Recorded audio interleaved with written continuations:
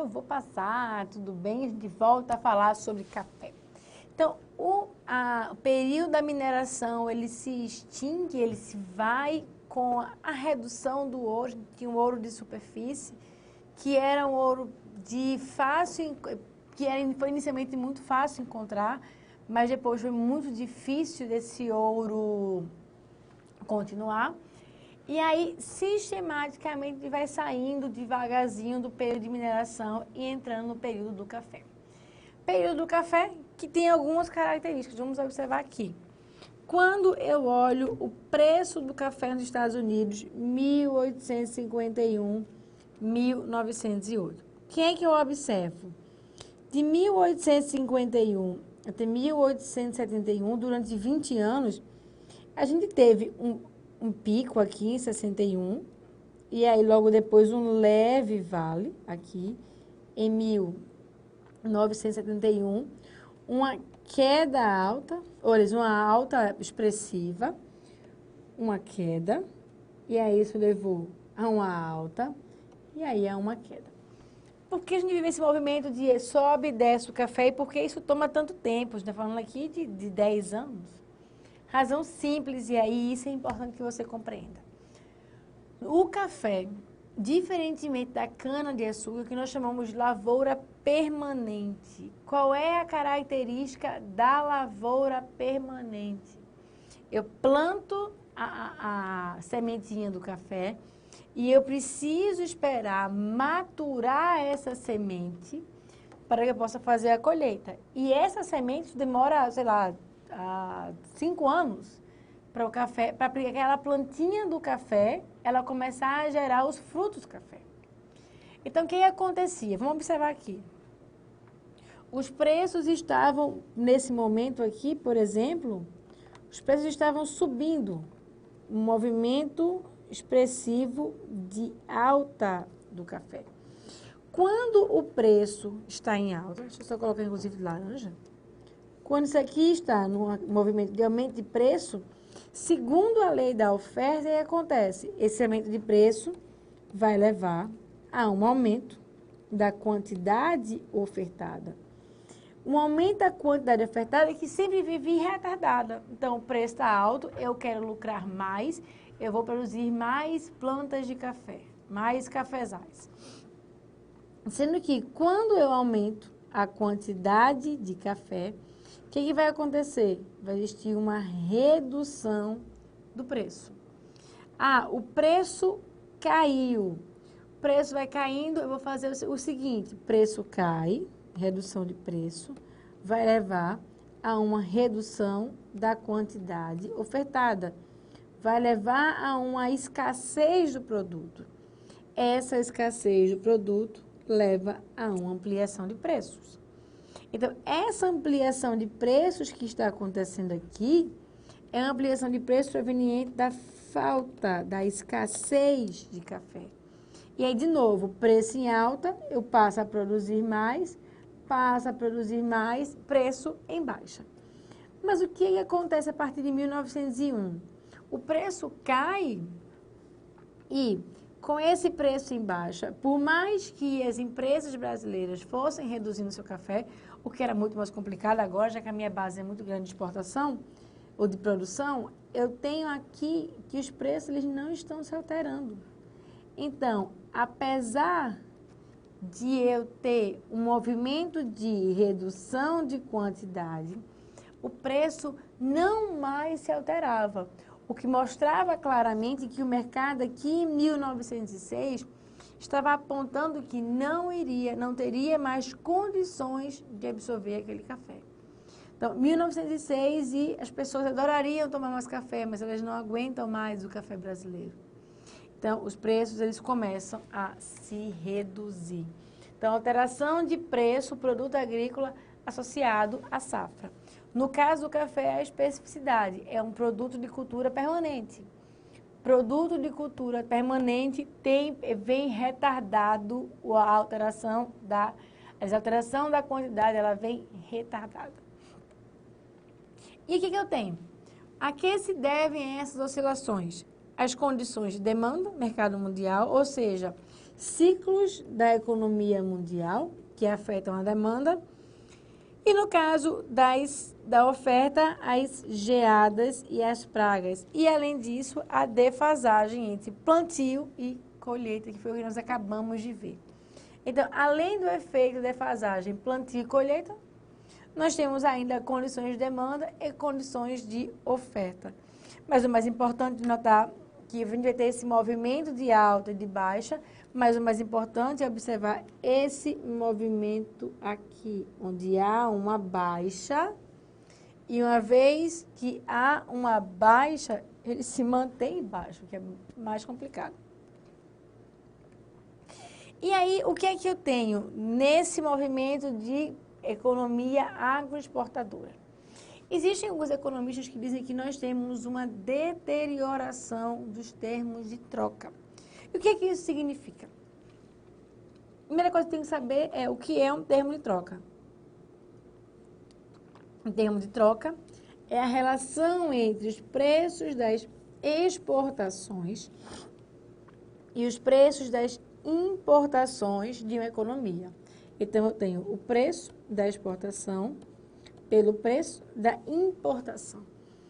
Isso aqui é meu termo de troca. O que é importante observar? No caso do Brasil, o que é que nós exportamos?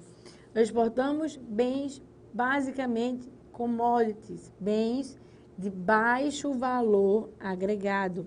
Então, preço das exportações tenderia a diminuir, enquanto o preço das importações tenderia a aumentar. Ou seja, qual é o grande saldo aqui? Qual é o saldo entre os termos de troca? O Brasil vinha reduzindo, não só o Brasil, mas os países baseados na agroexportação vinham reduzindo os seus termos de troca. E aí, segundo alguns autores, existe uma tendência dos preços dos produtos agrícolas caírem frente aos produtos manufaturados. E aí, nesse caso, existe, assim, uma tendência de deterioração dos termos de troca. Se realmente houver tal tendência, haverá uma perspectiva de crescimento relativamente inferior das economias agroexportadoras frente às outras. Então, eu tenho uma economia muito agroexportadora, a economia brasileira até 1930, que tinha preço de exportações menores que o preço das importações. Ou seja, eu vendo barato e eu compro caro. Se eu vendo barato e eu compro caro, como é que eu vou poder me desenvolver? E aí, segundo muitos economistas, diziam que é impossível um país que tem deterioração de termos de troca realizar o seu desenvolvimento. Eles não conseguem se desenvolver adequadamente. Não conseguem se desenvolver adequadamente por conta desse descompasso que está aqui. E aí, o que é relevante apontar? O que é que você deve observar nesse caso? O Brasil estava dentro dessa situação. Quais são os efeitos disso? A deterioração. Aliás, como é que eu explico isso? Através da elasticidade renda da demanda. Porque o preço da exportação é menor que o preço da importação? Porque os produtos da agricultura, eles normalmente têm uma elasticidade menor que 1. E a elasticidade renda dos produtos manufaturados é maior do que 1. Ou seja, o que acontece? Esses produtos aqui de manufaturados, não os de exportação, mas os produtos manufaturados têm a característica de ser bens de luxo, bens de elasticidade de renda superior a 1. Ou seja, quanto mais renda eu tenho, eu vou consumir muito mais os manufaturados do que os produtos da agricultura. Se eu vou consumir muito mais os produtos manufaturados, é óbvio que esse preço aqui, ele aumenta. Os produtos manufaturados vão aumentar de preço, em comparação com os produtos da exportação, que à medida que a renda aumenta, o consumo vai sendo cada vez menor. Não é que eles são bens inferiores, mas é que por conta da característica de serem bens agrícolas, bens de baixo valor agregado, quando a renda aumenta, o consumo aumenta menos. E o que eu tenho? Além de problemas de elasticidade e renda da demanda, nós temos ainda um outro problema. Os produtos primários ou produtos agrícolas, eles participam de um mercado muito mais concorrencial. O mercado da concorrência. Enquanto os mercados manufaturados são mercados com características mais oligopolísticas. Ou seja, quando o mercado é concorrencial, o preço, a concorrência perfeita, é menor que o preço do oligopólio. E se o preço da concorrência perfeita é menor que o preço do oligopólio, o que está acontecendo? Nós temos problemas de deterioração dos termos de intercâmbio, os termos de troca, termos de intercâmbio ou termos de troca. Isso, apesar de ser importante de explicar um pouco da nossa pobreza lá na era da agricultura, não é exatamente aceito por todos os economistas. Alguns economistas aceitam que existia uma deterioração dos termos de troca. Entre eles, o economista mais proeminente é o Raul Prebisch.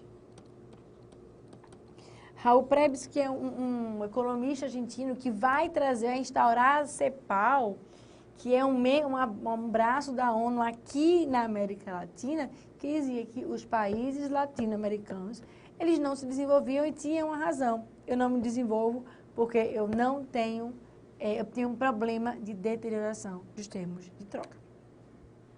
E vamos pensar aqui nos termos de troca do Brasil, entre 1850 e 1990, e eu tenho que ora melhora, ora piora, melhora de novo e aí piora para melhorar. Então, os termos de troca do Brasil são muito oscilantes e isso é um problema sério.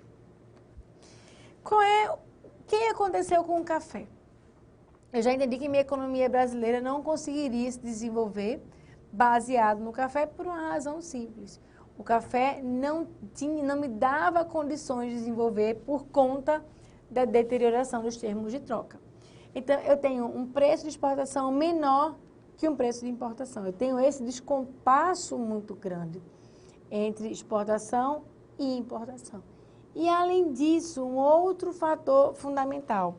Nós temos as fases de ascensão e de redução do café. Os ciclos econômicos são muito importantes. E os ciclos econômicos durante o café são extremamente interessantes. Como é que funcionam esses ciclos? Eu tenho uma fase de ascensão do preço internacional do café. Eu tenho os impactos positivos por conta dessa ascensão sobre o restante da economia. Isso faz com que haja um crescimento da lucratividade na atividade cafeeira, que aumenta os lucros não reinvestidos no próprio setor, que aumentam os lucros que são reinvestidos no próprio setor, que aumenta o volume de emprego. Então, lá fora aqueceu, quando lá fora aquece a produção, aquece a atividade econômica, cresce o lucro, cresce o emprego. Então, o ciclo econômico do café, quando ele é em ascensão, ele beneficia toda a economia. Mas assim como os preços sobem, e aí veja importante aqui, eu tenho um aumento do volume de emprego, e isso vai refletir, se eu quisesse concluir, num aumento de produção. Sendo que esse aumento de produção leva a uma superprodução. Essa superprodução leva a uma queda do preço internacional.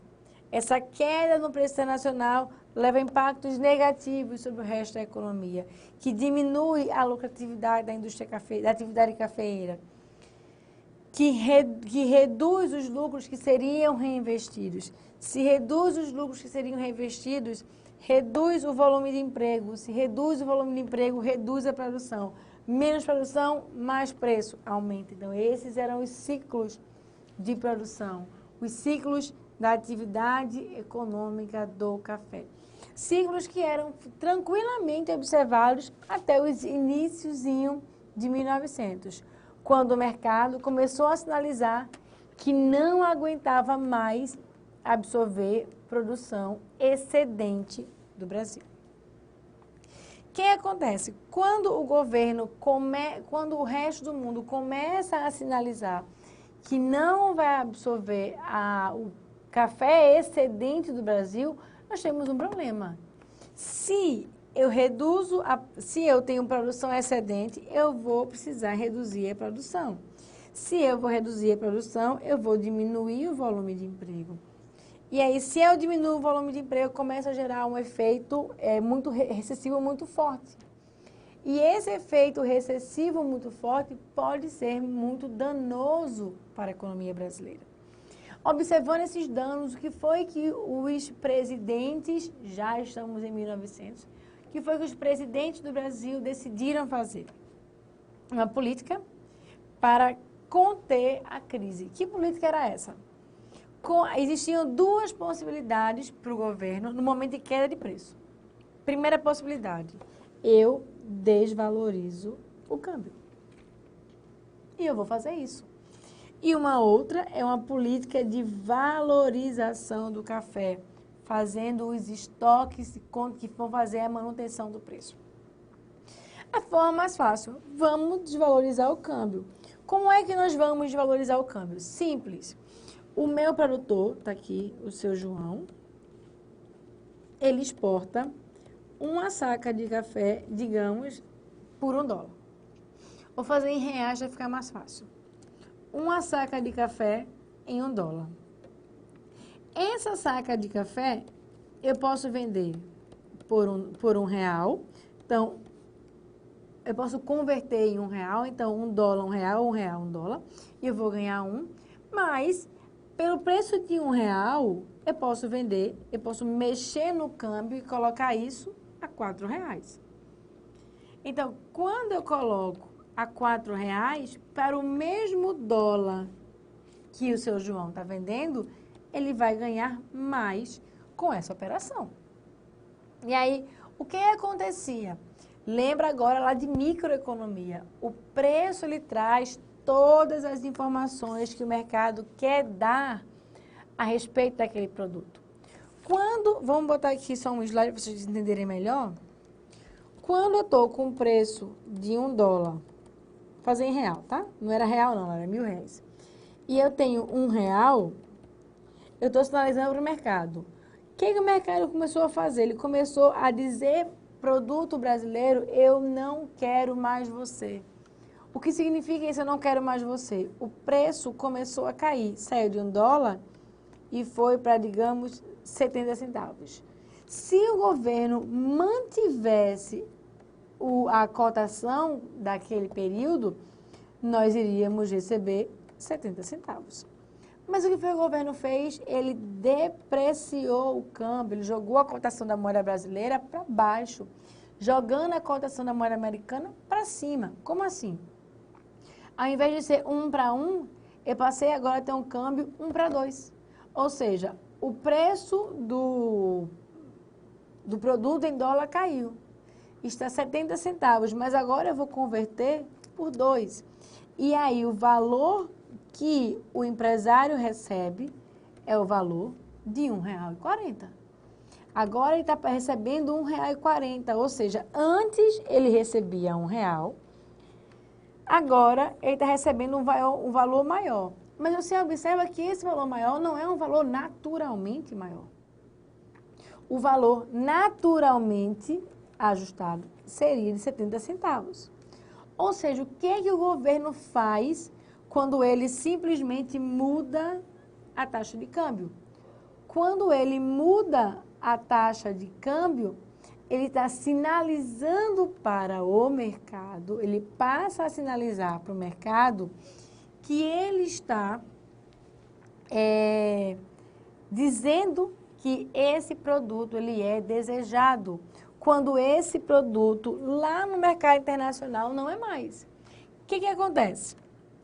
Esse mecanismo ele é extremamente eficiente no curto prazo, porque ele mantém o emprego por conta do aumento dos lucros, por conta da elevação da lucratividade, os cafezais aumentam o volume de empregos.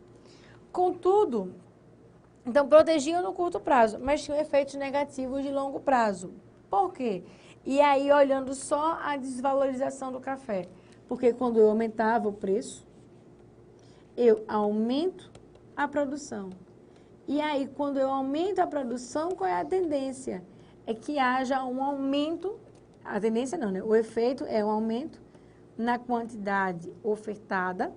E quando eu tenho esse aumento na quantidade ofertada, isso vai pressionar ainda mais para baixo o nível de preços. Ou seja, eu resolvo, quando eu multiplico por 2, um problema de curto prazo para manter a lucratividade do setor, mas eu estou alimentando um bicho enorme de longo prazo. Sendo que o governo brasileiro não se dava por satisfeito em apenas fazer desvalorização cambial. O governo também começou a fazer a política de valorização do café. E o que era essa política de valorização do café? Em um português bem simples. Isso aqui era a compra dos estoques. Isso aqui era a compra dos estoques. Ou seja, o governo começou a reter estoque para manter o preço mais alto, tentar manter um preço mais alto, para que uma vez que esse preço ele é mais alto, o que vai acontecer? Eu vou conseguir pegar preços maiores, porque eu reduzo a quantidade de produtos que vai para o mercado internacional. Nos dois casos, obviamente, haverá um benefício gigante de curto prazo, mas um efeito muito negativo no longo prazo. Se eu mantiver a minha política baseada simples e exclusivamente na manutenção da produção do café, baseado em desvalorização cambial e na política de valorização do café. O que acontece quando o governo faz valorização cambial ou desvalorização cambial? A vantagem é que essa desvalorização mantinha a moeda nacional e a rentabilidade da cafeicultura e o nível de emprego, que foi o que eu acabei de falar para vocês, mas tinha um malefício. Ele gera dois tipos de problema. Ele esconde os sinais dados pelo mercado e aí há uma tendência de superprodução de café, que a gente conversou agora. E a desvalorização cambial encarece todos os outros produtos importados. É quando há uma socialização de perdas. Então, como eu tenho... E aí agora é importante. Como eu tenho no governo uma oligarquia que representa um setor específico, que era a oligarquia que representava o setor do café, eles iriam proteger o seu quinhão, né? Eles iriam proteger a sua base. Como é que eles protegem? Eles desvalorizam o café, sendo que eles ganham com a desvalorização, eles aumentam os lucros, então eles aumentam a capacidade de importar produtos. O problema é que quando eu aumento o câmbio por conta do café, toda a minha pauta de importação, que a gente já viu, é extremamente diversificada, ela sofre, porque ela fica toda mais cara. Sendo que quem é que exporta? Uma parte minúscula da economia, uma parte minúscula da sociedade, que tem um forte ganho, que tem um forte vínculo com a política. Quem é que paga? Todo mundo. Havia uma socialização de perdas. O que é importante que a gente observe, o que é importante que você note, nesse processo de socialização de perdas, nesse processo onde a gente tem um aumento da taxa de câmbio, isso vai gerar um problema gigante no futuro. E como é que eu vou... Então, primeira sementinha. Lembra que para uma coisa dar errado, para o avião da TAM bater lá no galpão, eu precisei que o reverso não ligasse. E eu precisaria de um outro problema para que o avião da TAM bata no galpão. Eu preciso que o avião pouse em velocidade acelerada. E isso vai ser visto quando o governo começa a fazer a política de valorização do café.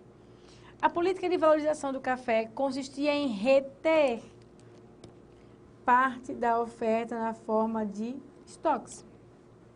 Essa política se assemelha a práticas atuais de regulação de mercados agrícolas por meio de política de preço mínimo e a política dos estoques reguladores. O que é que isso significa?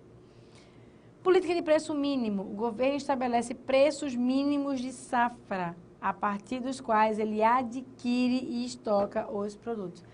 O preço está no mínimo. O que o governo faz? Ele compra o estoque para que o preço suba, para impulsionar o preço para cima. E o que são os estoques reguladores? O preço está muito em cima. Eu vou soltar o produto aqui em cima para que o preço fique dentro de um intervalo que eu acho que é interessante. Eu sou governo, eu consigo fazer isso. Então, eu estoco na safra para desovar os estoques na entre-safra, evitando aumentos excessivos de estoques de preços na entre-safra. A intenção é boa, se ela for a intenção de fato controlar. O que está acontecendo? Estou dando 2 sinais errados para o meu produtor. Estou dizendo a ele, produza, o preço está mais alto. Estou dizendo a ele, produza, eu garanto o seu estoque. E aqui é um pouquinho do funcionamento teórico dos preço mínimo e liberação dos estoques. O preço normal está aqui no preto. Quando o preço vem alto, eu libero os estoques. Quando o preço cai, eu atinjo o preço mínimo, eu compro os estoques.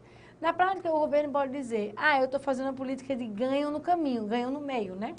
Eu compro na baixa, eu vendo na alta, eu ganho isso aqui. Mas não é essa a função do governo. O que acontece com a estocagem? A expectativa era de que houvesse nos anos seguintes uma reversão da oferta de café. Mas esta reversão se mostrava cada vez mais difícil à medida que a estocagem ia acontecendo. E aí isso incentivava a superprodução. E quando isso incentiva a superprodução, eu tenho agora um outro problema. Qual é o outro problema? É que outros países, vendo os preços altos do Brasil, começaram a se interessar e concorrer. Então, agora eu tenho 3 problemas. Problema 1 é fazer câmbio muito alto que impacta na maior produção de café brasileira. Impacto 2, ou efeito 2, ou causa segunda. Eu tenho, o fator 2, fica mais fácil. Eu tenho, além disso, eu tenho estocagem sinalizando errado. Não só para o Brasil, mas também para o resto do mundo. Então, 2 efeitos muito ruins que estavam simplesmente aumentando o potencial da gente ter uma crise. E aí, qual é o efeito 3? Lembra, o reverso não ligou, o avião desceu com uma velocidade maior e, finalmente, nós tivemos a pista molhada. Isso vai gerar um colapso no modelo da nossa agricultura. Vai ter dano para todo mundo, vai ser uma tragédia. Mas esse terceiro elemento, aliás, qual foi esse terceiro elemento? Foi a crise de 1930 que nós sofremos no café, mas que aconteceu efetivamente em 1929, com a quebra da Bolsa de Nova York. Quais foram os impactos da quebra da Bolsa de Nova York na economia cafeeira? E mais ainda, quais foram os impactos da crise de Nova York para a criação, para a geração da Revolução de 1930 e para a institucionalização da indústria no Brasil? É o que nós vamos ver na próxima aula. A gente se encontra em breve. Até lá!